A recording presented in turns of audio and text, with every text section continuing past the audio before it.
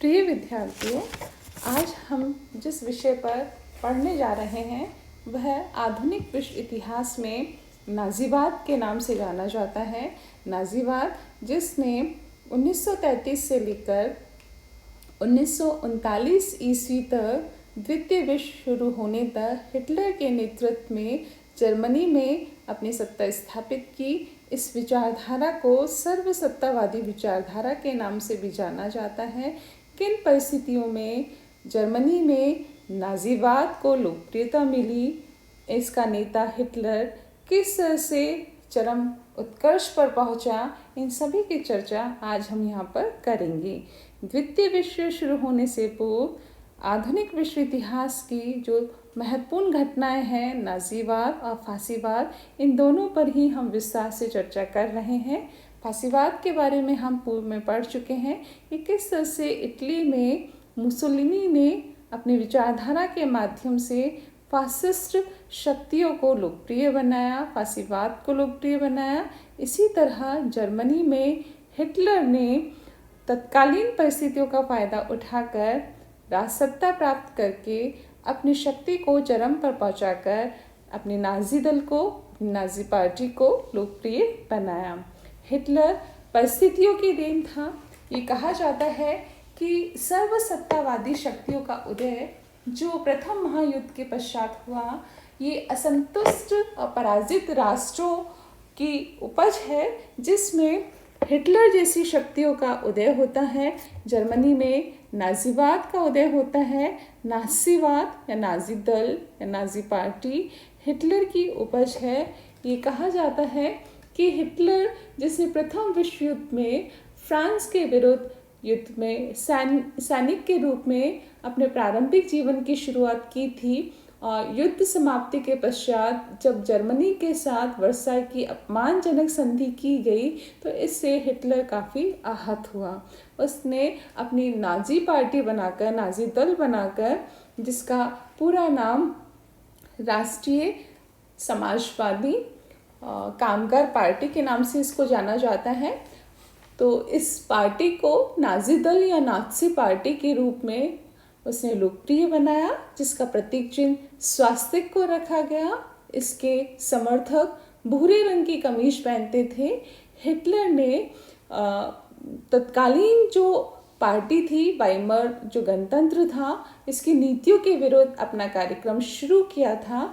चूँकि प्रथम विश्व युद्ध के दौरान ही जर्मनी में राजसत्ता के विरुद्ध विद्रोह होने लगे थे, इसलिए सम्राट विलियम द्वितीय अपना पद छोड़कर हॉलैंड चला गया था। तो 1919 की जो वर्साई संधि हुई थी, इस वर्साई संधि पर तत्कालीन जो पार्टी थी वाइमर गणतंत्र, उसने इस पर हस्ताक्षर किए थे। इसलिए प्रारंभ से ही वाइमर सरकार को वहाँ के लोग घृणा की दृष्टि से देखते थे। जर्मनी की आर्थिक स्थिति बहुत शोचनीय हो गई थी। ऐसे में जब 1929-30 का आर्थिक संकट आया तो उस समय जर्मनी की बची खुची जो आर्थिक स्थिति थी वो भी डामाडोल हो गई। जर्मनी के उद्योग धंधे नष्ट हो चुके थे, बेरोजगारी बढ़ रही थी, मुद्रास्फीति के कारण साधारण जो व्यक्ति था उसका जीवन बहुत कठिन हो गया था। ऐसे में हम देखें तो वर्साई संधि के कारण जब जर्मनी का भौगोलिक दृष्टि से, आर्थिक दृष्टि से उसका विनाश किया गया, उसका अंग भंग किया गया, तो जर्मनी की स्थिति बहुत ही शोचनीय हो गई।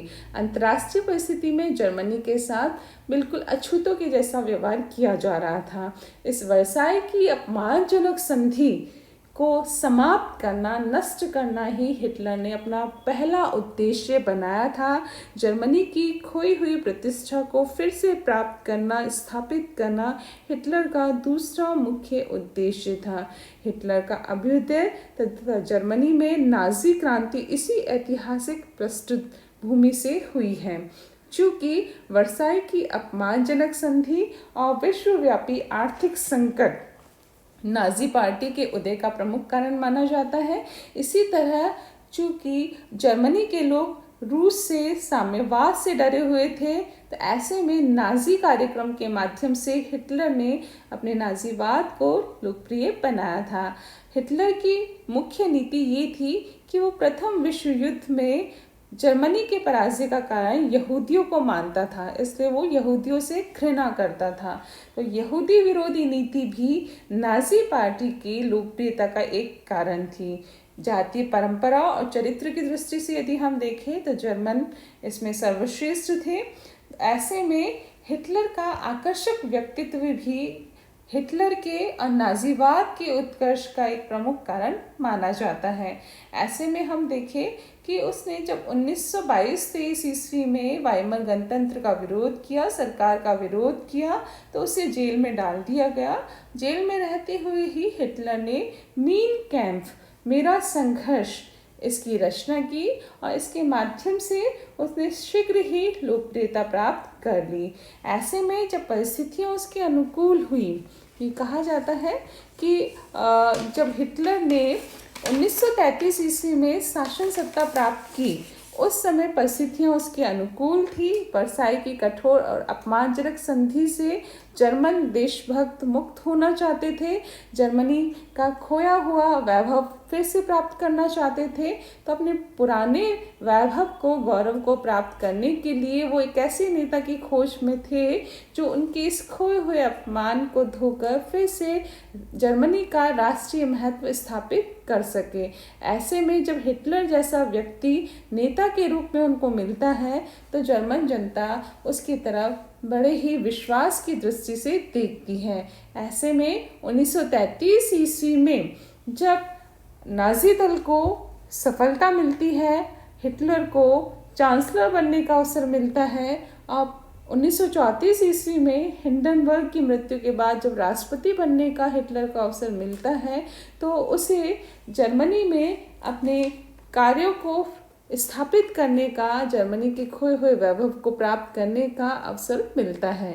इस तरह से राजनीति में प्रवेश करके हिटलर अपने उद्देश्यों को प्राप्त करने का प्रयास करता है। और इसी में हम देखेंगे नाजी कार्यक्रम में वर्साई संधि में संशोधन करना, जर्मनी के खोए हुए प्रदेशों को पुनः प्राप्त करना, राष्ट्रीय अपमान का बदला लेना, श्रमिकों को शोषण से मुक्ति दिलाना, बेरोजगारों को रोजगार दिलाना, ये नाजीवाद के हिटलर के कुछ कार्यक्रम थे जिसको शीघ्र ही लोकप्रियता मिल गई थी। सत्ता प्राप्त होते ही हिटलर ने सर्वप्रथम जर्मनी के संघात्मक स्वरूप को बदलकर एकात्मक रूप प्रदान किया। मैं आप लोगों को बता दूं कि नाजीवाद और फासीवाद दोनों सर्वसत्तावादी पार्टियां हैं, दोनों ही एक दल में, एक नेता में विश्वास करती है। तो ऐसे में हम देखें, एक अध्यादेश द्वारा जर्मनी में सभी प्रांतीय विधानसभाओं को भंग करके हिटलर ने समस्त शासन सत्ता अपने हाथ में ले ली और शासन सत्ता का पुनर्गठन करके केंद्रीय सरकार की सार्वभौम सत्ता उसने स्थापित की। जर्मनी में जितने भी राजनीतिक दल थे सबको अवैध घोषित कर दिया गया और हिटलर जर्मनी का सर्वेसर्वा बन गया, वहाँ का नेता बन गया। और इस तरह से उसने समस्त शासन सत्ता अपने हाथ में लेकर साम्यवाद का विरोध किया, पूंजीपतियों का विरोध किया और उसने श्रमिकों के हित में कार्य करना शुरू किया। इस तरह से हम देखें, हिटलर ने अपनी गृह नीति की शुरुआत की। उसने सर्वसत्तावादी राज्य की स्थापना की, यहूदियों का विरोध किया, यहूदी विरोधी नीति के लिए उसने गेस्टापो गुप्तचर विभाग की स्थापना की, यहूदियों को मौत के घाट उतारा, नाजी दल को सर्वशक्तिमान दल के रूप में स्थापित किया, जर्मनी में उद्योग धंधों की प्रगति की, वहाँ आर्थिक समृद्धि स्थापित की, कैथोलिकों के प्रति उसने अपनी नीति में परिवर्तन किया। तो इस तरह से इस गृह नीति के माध्यम से हिटलर ने जर्मनी में शीघ्र ही लोकप्रियता प्राप्त कर ली। इसके पश्चात उसने अपनी विदेश नीति की शुरुआत की, जिसकी चर्चा हम करेंगे आगे।